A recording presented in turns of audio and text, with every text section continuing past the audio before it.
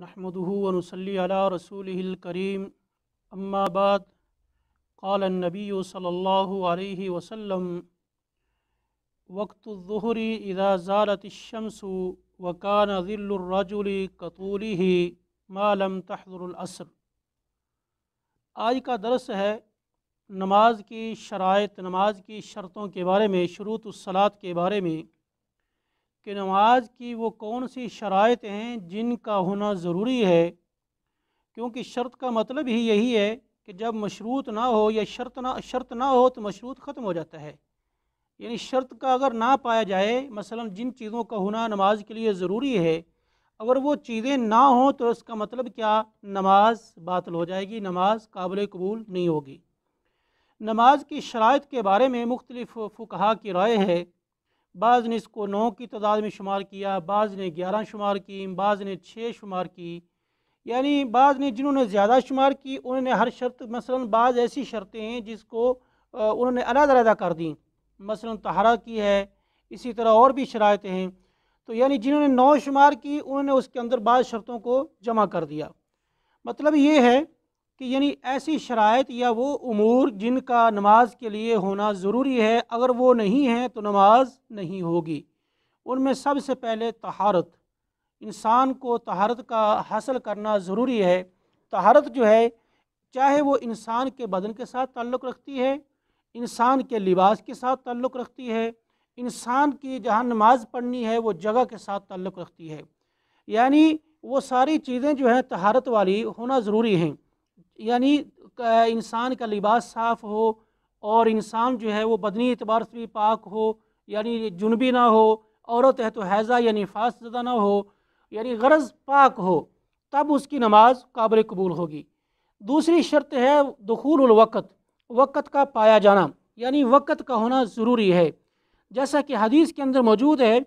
احمد اور نسائی وغیرہ میں یہ روایت موجود ہے کہ نبی علیہ الصلوۃ والسلام جب اسراء کی رات سے واپس آئے، معراج کی رات سے واپس آئے، آپ صلی اللہ علیہ وسلم کو جبرائیل علیہ السلام نے نماز پڑھائی، اور وہ حدیث کے الفاظ یہ ہیں، آپ صلی اللہ علیہ وسلم نے ارشاد فرمایا انہو اما النبی صلی اللہ علیہ وسلم فی اول الوقت وآخرہ وقال یا محمد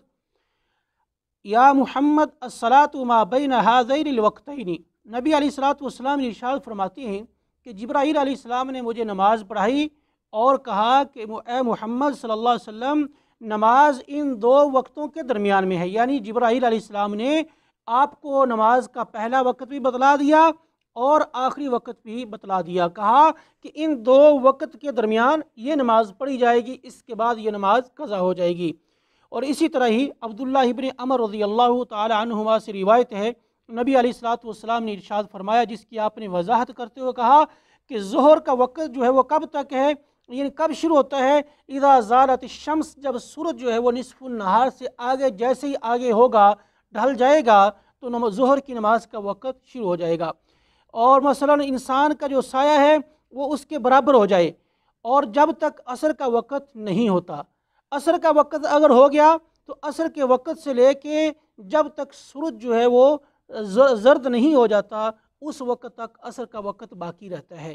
اسی طرح آپ نے فرمایا مغرب کا وقت ہے، جیسے ہی سورج کی جو ٹکی ہے وہ، یعنی سورج جو ہے وہ غائب ہو جائے، غروب ہو جائے، اس وقت سے لے کے یعنی رات، یعنی عشاء کی نماز تک ہے، اور عشاء کی نماز کا وقت آدھی رات تک ہے۔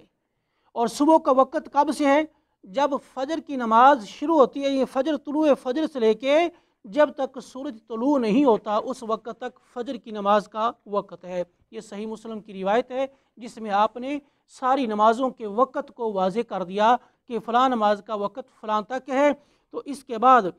بعض اوقات انسان کے ساتھ کوئی ایسا حادثہ پیش آ جاتا ہے کہ انسان بھول گیا یا وہ کسی کام میں مشغول تھا، اس کو یاد نہ رہا، تو اس کی نماز کا وقت جو بالکل اینڈ پہ چلا گیا، اور اس نے حتیٰ کہ صرف اس نے نماز پڑھنا چاہتا ہے، 1 رکعت کی نماز کا ٹائم باقی ہے۔ تو حدیث کے الفاظ ہیں، بخاری مسلم کی روایت، نبی علیہ الصلوۃ والسلام نے ارشاد فرمایا من ادرک رکعۃ من الصلاۃ فقد ادرک الصلاۃ، جس انسان نے 1 رکعت نماز جو ہے وہ دوسری نماز کے وقت کے شروع ہونے سے پہلے پڑھ لیا تو اس کی نماز ہو جائے گی، اگرچہ باقی جو 2 رکعتیں ہیں، 3 رکعتیں ہیں، وہ اس نے دوسرے وقت میں ادا کی ہیں، لیکن ایک رکعت جو ہے وہ پہلے وقت میں پڑھی، تو اس کا مطلب یہ ہے کہ اس کی نماز صحیح ہو جائے گی، قضا نہیں ہوگی۔ اور اسی طرح ہی انسان جو ہے، کسی انسان کے لیے یہ جائز نہیں ہے کہ نماز کو بلا وجہ تاخیر کرے، لیٹ کرے اور بلا وجہ کسی کے ساتھ یعنی لیٹ کر کے پڑھے۔ ہاں، وہ انسان جو مسافر ہے یا مریض ہے یا اس کے ساتھ کوئی اور اس طرح کی پریشانی ہے، وہ انسان جمع کر سکتا ہے، یعنی مثلا ظہر کی نماز ہے وہ عصر کے ساتھ دونوں کو ادا کر سکتا ہے، اگر مسافر ہے یا مریض ہے یا اس کے ساتھ کوئی اور پریشانی ہے تو وہ جمع کر سکتا ہے، یعنی بارش وغیرہ کی پریشانی اور نماز۔ لیکن حقیقت یہ ہے کہ نماز کو اس کے افضل وقت میں پڑھنا یہ بہترین عمل ہے، کیونکہ حدیث میں ہے نبی علیہ الصلاۃ والسلام نے ارشاد فرمایا اللہ کے نزدیک سب سے پسندیدہ عمل کون سا ہے؟ نماز کو اس کے پہلے وقت میں ادا کرنا۔ اور اسی طرح ہی یعنی ظہر کی نماز جو ہے، گرمیوں میں گرمی جب زیادہ ہو جاتی ہے، حدیث کے الفاظ ہیں کہ ظہر کی نماز کو ٹھنڈا کرو، یعنی اس کو تھوڑا سا لیٹ کر کے پڑھو، اتنا لیٹ نہ کرو کہ ظہر کا آدھا وقت چلا جائے، یعنی یا ظہر کا وقت بالکل ختم ہونے والا ہے، یعنی ہاں جب سایہ انسان کا آ جائے، کسی چیز کا، دیوار کا یا کوئی سایہ آ جائے جس کے سائے کے نیچے انسان جا سکتا ہے، تو پھر اس کو نماز پڑھ لینا چاہیے۔ اور اسی طرح ہی نماز کی شرائط میں سے ایک شرط یہ ہے کہ ستر العورہ، یعنی پردے کا ہونا ضروری ہے، اور پردہ جو ہے یہ صرف مرد کے لیے یا عورت کے لیے خاص نہیں بلکہ دونوں کے لیے ہے، مرد ہو یا عورت ہو دونوں کو پردہ کرنا پڑے گا، اپنی یعنی کس چیز کا؟ اپنی شرمگاہ کا، اپنی شرمگاہ کے اوپر اس کو ڈھانپنا پڑے گا، اس کے اوپر کپڑا کرنا پڑے گا، پردہ کرنا پڑے گا۔ لیکن آگے پھر دونوں کی نوعیت علیحدہ ہے، مرد کا یعنی جو سطر ہے وہ اور ہے، عورت کا سطر اور ہے۔ مرد کا سطر جو ہے وہ کیا ہے؟ اس کی ناف سے لے کے اس کے گھٹنوں تک، اس کا یہ سطر مرد کا کہلاتا ہے۔ یہ اتنا کم از کم اتنا ہونا ضروری ہے، اگر حالات ایسے ہیں، تنگ دستی ہے یا اتنا فقر و فاقہ ہے کہ انسان کے پاس کچھ نہیں، تو کم از کم یہ سطر جو ہے ناف سے لے کے اس کے گھٹنوں تک یہ ڈھانپنا ضروری ہے۔ اور اس کے بعد عورت جو ہے اس کے لیے حدیث کے الفاظ ہیں، ابو داؤد کی روایت، نبی علیہ الصلوۃ والسلام نے ارشاد فرمایا لا يقبل اللہ صلاۃ حائض الا بخمار، اللہ رب العالمین کسی بالغہ عورت کی نماز اس وقت تک قبول نہیں کرے گا جب تک بالغہ اپنے سر کے اوپر کپڑا نہ لے لے، یعنی معلوم یہ ہوا کہ عورت جو ہے وہ مکمل اس کا سطر ہے، یعنی اس نماز میں صرف اور صرف اپنا چہرہ ننگا کرے گی، وہ بھی اس وقت جب تک غیر محرم نہ آئے، اگر غیر محرم آ جائے تو پھر وہ اپنے چہرے کے اوپر آگے سے کپڑا نیچے کر لے گی، تو یعنی عورت کا جو سطر ہے وہ اس کا پورا جسم ہی سطر ہے، نماز کے لیے پورے جسم کو ڈھانپ کے پڑے گی، لیکن ایسا نہیں ہوگا کہ وہ آدھا جسم ننگا کر لے یا آدھا کر دے، ایسا کرے گی تو اس کی نماز بالکل نہیں ہوگی، باطل ہو جائے گی۔ اسی طرح ہی نماز کی شرائط میں سے ایک شرط ہے استقبال القبلہ، قبلہ کی طرف منہ کرنا، قبلہ کی طرف توجہ ہونا۔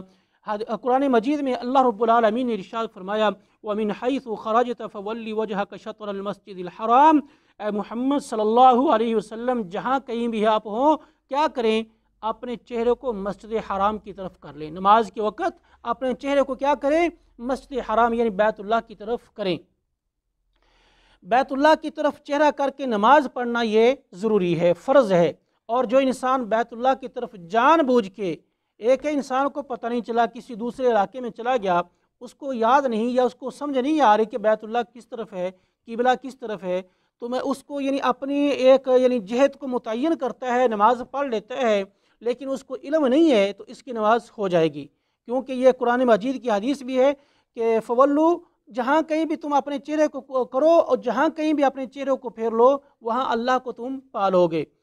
تو مطلب یہ ہے اگر انسان جان بوجھ کے ایسا کرے گا یعنی اپنا چہرہ قبلہ کی طرف نہیں کرتا تو اس کی نماز باطل ہو جائے گی، اس کی نماز قابل قبول نہیں ہے۔ ہاں، انسان کو جتنا ہو سکتا ہے وہ کوشش کرے اور اپنی جتنی بھی اس کے اندر استطاعت ہے وہ استطاعت کو استعمال کرے اور بیت اللہ کی طرف چہرہ کر کے نماز پڑھے۔ حدیث میں ہے نبی علیہ الصلوۃ والسلام جب سفر میں جاتے، اپنی سواری کے اوپر سوار ہو جاتے تو کیا کرتے؟ اپنی نفلی نماز پڑھتے تھے۔ صحیح بخاری کی حدیث ہے وَقَانَ النَّبِيُّ صلی اللہ علیہ وسلم يُصَلِّي فِي السَّفَرِ نَافِلَةً عَلَى رَاحِلَتِهِ حَيْثُ تَوَجَّهَتْ بِهِ، آپ صلی اللہ علیہ وسلم سفر میں نماز پڑھتے سواری کے اوپر، کون سی؟ نفلی نماز، اور سواری کا منہ جو ہے وہ چاہے دائیں بائیں جہاں بھی جائے، جس طرف بھی جائے، مشرق مغرب شمال جنوب جہاں بھی اس کا چہرہ ہو رہا ہے، وہ سواری جہاں بھی جا رہی ہے وہ جا رہی ہے، لیکن نبی صلی اللہ علیہ وسلم نماز پڑھ رہے ہیں۔ اس کے بارے میں ایک تو موقف یہ ہے کہ انسان کو جب نفلی نماز پڑھنا ہو تو وہ کیا کرے، اپنے چہرے کو پہلے قبلہ کی طرف متعین کرے۔ اس کے بعد جو ہے نماز یعنی جب شروع کی، جب نماز کو سٹارٹ کیا تو قبلہ کی طرف چہرے کر کے نماز اس نے پڑھی، پھر اس کے بعد کیا کرتا ہے وہ، اور سواری کے اوپر سوار ہے، اب سواری جہاں بھی جائے تو اس میں کوئی قباحت نہیں۔ اور یہ صرف نفلی نماز تک محدود ہے، فرضی کے لیے نہیں۔ ہاں فرضی کے لیے یہ ضروری ہے کہ انسان جو ہے وہ قبلہ کی طرف منہ کر کے نماز پڑھے گا۔ ہاں اگر ایسے حالات ہیں، کوئی مثلا مجبوری ہے، تو پھر اس وقت فرضی نماز کے لیے بھی یہ رخصت ہے کہ انسان قبلہ کی طرف منہ نہ کرے۔ مثلا انسان اتنا بیمار ہے کہ وہ استطاعت ہی نہیں رکھتا۔ دوسری بات کہ جنگ کے حالات ہیں، اور حالت جنگ میں انسان قبلہ کی طرف منہ کرے گا، نماز پڑھے گا تو دشمن حملہ کر دے گا، اس وقت بھی انسان کو رخصت ہے، وہ جہاں جس طرف چاہے اپنا منہ کر کے نماز پڑھے۔ اور اسی طرح ہی نماز کی شرائط میں سے ایک شرط ہے نیت۔ نیت کا ہونا ضروری ہے، جیسا کہ کئی حدیث میں بھی ہے، نبی علیہ الصلوۃ والسلام نے ارشاد فرمایا انما الاعمال بالنیات، اعمال کا دار و مدار کس پر ہے؟ نیت کے اوپر منحصر ہے۔ اگر انسان کی نیت درست ہے اس کے اعمال قابل قبول ہوں گے، اور اگر انسان کی نیت ہی صحیح نہیں، اس نے نیت صحیح نہیں کی، یا اس نے نیت سرے سے کی نہیں، بس ویسے ہی آیا نماز شروع کر دی، حالانکہ نیت کے بغیر کوئی بھی عمل قابل قبول نہیں۔ ہر عمل کے لیے آپ کا نیت کا ہونا ضروری ہے۔ بعض ایسے بھائی ہوتے ہیں جو نیک عمل کرتے ہیں لیکن نیت کے اندر کیا فتور ہوتا ہے، ریاکاری ہوتی ہے، شہرت ہوتی ہے، دکھلاوا ہوتا ہے، تو ایسے عمل کا بھی اللہ کے نزدیک کوئی فائدہ نہیں ہوگا، یہ عمل رائگہ ہو جائے گا۔ ہاں نیت کو جو انسان خالص اللہ کے لیے کرے گا تب ہی انسان کو اس کا پھل ملے گا، اس کا اجر و ثواب ملے گا۔ تو میرے بھائی نیت کے اس کے حدیث کے جو موجود ہے حدیث کے اندر، نیت کا کوئی لفظ نہیں ہے۔ جیسا کہ آج ہمارے معاشرے کے اندر بعض ایسے الفاظ بنائے گئے، نماز کی نیت یہ ہے، روزے کی نیت یہ ہے، جنازے کی نیت یہ ہے، یعنی مختلف کاموں کی مختلف نیتوں کو الفاظ جو مرتب دیے گئے ہیں، یہ کسی بھی صحیح حدیث کے اندر موجود نہیں ہے۔ اور نیت کا جو مقام کے وہ کیا ہے؟ دل ہے۔ انسان اپنے دل کے اندر ہی ارادہ کرے گا کہ میں یہ کام کرنا چاہتا ہوں، اور اس کا وہ عمل ہو جائے گا۔ اور صرف اللہ رب العالمین انسان کے دلوں کے عمل کو دیکھتا ہے، دلوں کے اندر کیا ہے یہ چیز دیکھتا ہے۔ اسی طرح آخری جو چھٹی شرط ہے نماز کی، وہ کیا ہے؟ جگہ کا پاک ہونا، یعنی جگہ کا صحیح ہونا۔ صحت الصلاۃ میں کیا آتا ہے؟ یعنی جگہ، کہ مثلا ایسی جگہ ہو جو بالکل صاف ہو، مثلا یعنی اس میں نجاست وغیرہ نہ ہو، اور اس میں قبرستان نہ ہو، اور وہ جو جگہ ہے وہ حمام والی نہ ہو، یا اونٹوں کا باڑا نہ ہو، اور اسی طرح حدیث کے اندر موجود ہے کہ وہ بیت اللہ کی چھت بھی نہ ہو۔ یہ وہ جگہ ہیں جہاں نماز نہیں ہوگی۔ نماز جو ہے وہ ہر جگہ ہو جائے گی، جیسا کہ حدیث کے الفاظ ہیں الارض کلها مسجد الا المقبرہ والحمام۔ اللہ رب العالمین نے